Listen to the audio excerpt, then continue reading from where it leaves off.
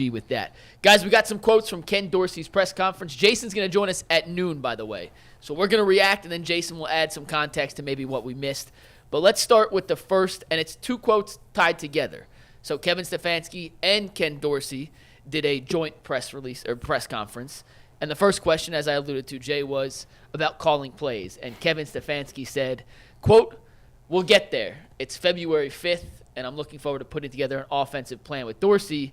Dorsey was then kind of asked the same question, and he said, "It's not as important as winning football games."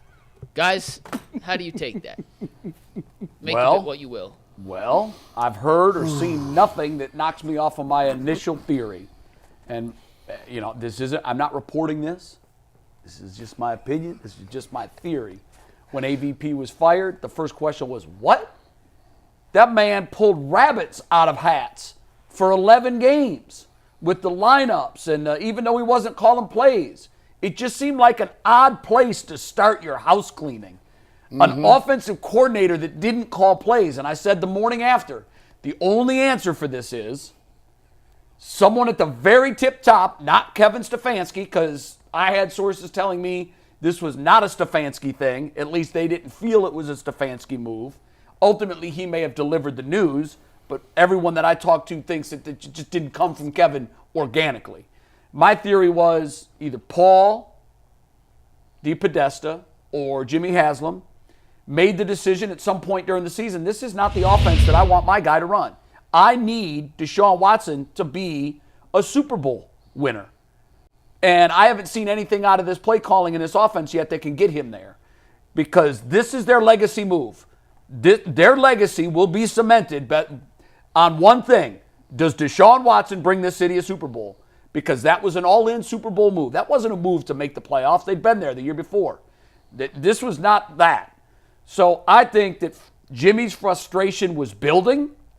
He saw Joe Flacco come in here doing all kinds of things, and then all the whispers about, well, why can't Deshaun just do that? And Deshaun saying, that's not what I do. So I think the power struggle in the organization end up with AVP being gone, all as a precursor to Kevin no longer calling plays. They went out and hired a offensive play caller in Ken Dorsey, even though he had been fired halfway through last year, and the Bills' offense did get better. I do not think they brought him to be here to be Alex Van Pelt.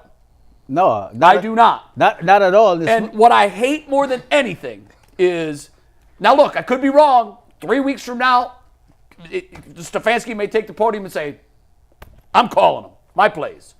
And then if that's the case, I will stand here and say I was way wrong. But I don't think that's coming.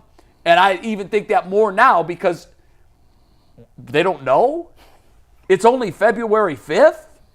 Like, the first question I'm asking if I'm an offensive coordinator on a job interview is, am I here to be Alex Van Pelt plays, Jay. Right. and the GOAT, Hey, Jay. or am I calling plays? Hey, Jay, I'm calling plays or no? That's a number one question. I'm calling plays or no? And the fact that they're ignoring the elephant in the room is a little insulting. I don't know. That's just how I feel. So I was at home sick, and I remember watching the show, watching Twitter, seeing the news, and I tweeted out right away. I said, Alex Van Pelt being fired feels weird to me. It never felt like a Kevin Stefanski move. Like you, it just didn't read. It didn't make sense, man. Right. We just started 5 quarterbacks in 1 game.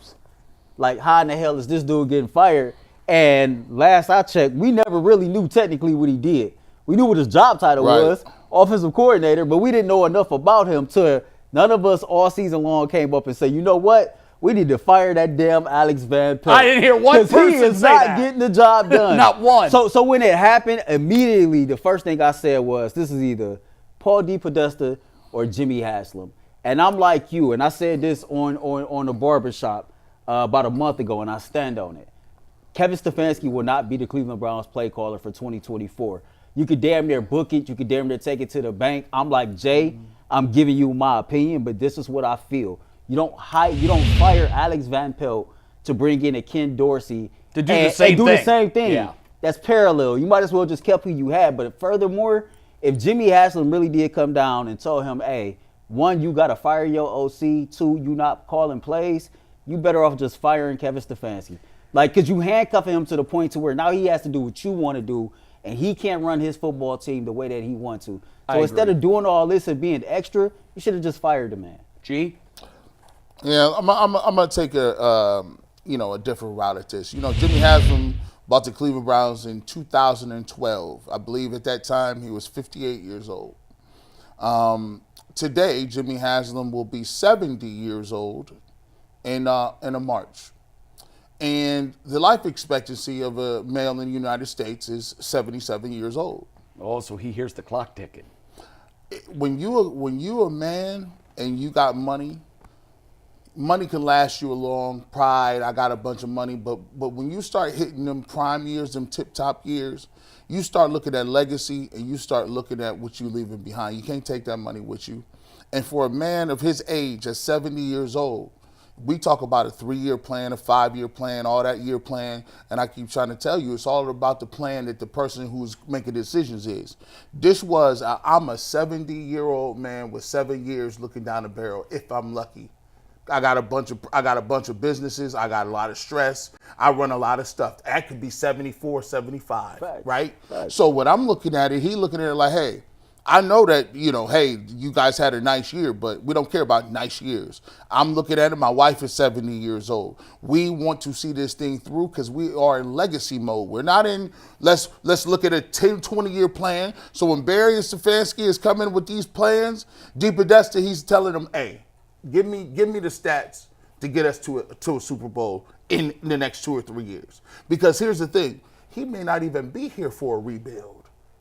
He may not even be here for a long-term rebuild. Heck, he may not even see another quarterback past Deshaun Watson. So you know what he did? All his chips is in the middle of the table. And that's very uncomfortable because that's a different timetable than what young men have. Stefanski is very young. Barry is 12 years old. Chill out. Me and him the same age, and I ain't 12. These dudes is young. So when you see them, you got a young head coach and a young GM, their timetable, and Jay, you know it. The way I think about life today is totally different the way you think about life. You bet. There's certain things that don't even compute to you. I ain't doing that. And for me, it's the same thing with Earl. There's certain things I think about right now that Earl don't think about, right? It's just everybody at different stages. And I think Jimmy Haslam showed that he's at a different stage where it's like, it's either now or never. I completely agree, and I know we got to move to the next quote, but here's the last thing I'll say to that. Look, it's Jimmy's right. He has the billions. He writes the checks. He makes the tough calls. I'm fine with that. But don't hide behind all this nonsense. Just say you did it. You are the owner. We don't have to like these moves. Here's the thing. If you like them, you believe in them.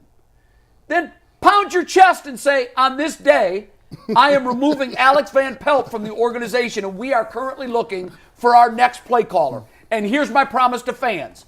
I'm going to go out and I'm going to find the best available play caller, and he's going to be the guy that takes us to the Super Bowl. I'm fine with that. He's the owner. He can do that. But just own it. Don't make Kevin Stefanski have to sheepishly fall on a sword and be like, yeah, I fired Alex Van Pelt, my long-lost buddy, and I don't know who's going to call plays next year. Stop playing theater.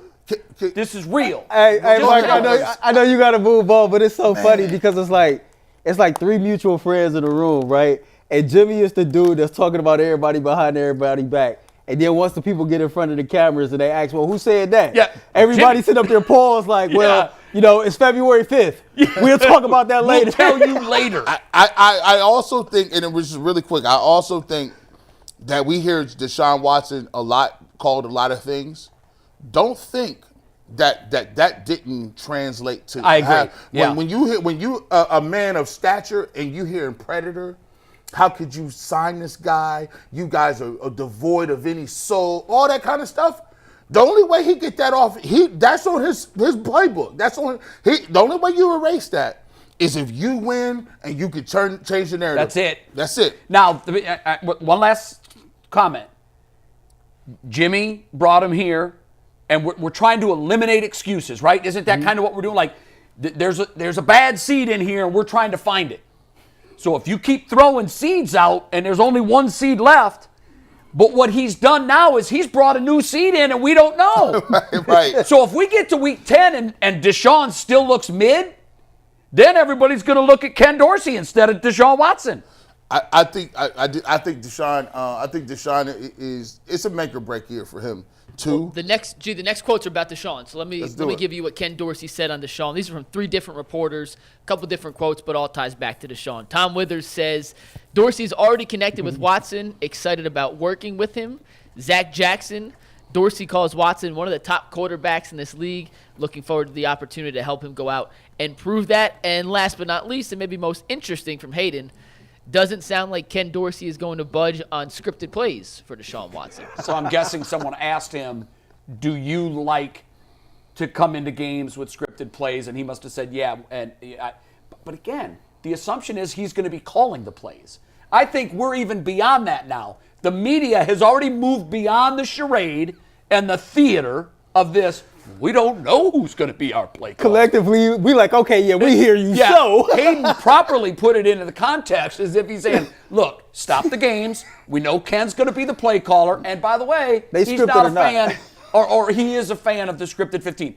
I will say this about the scripted 15, which we learned last week, that it doesn't always, when we hear script, we think 1, 2, 3.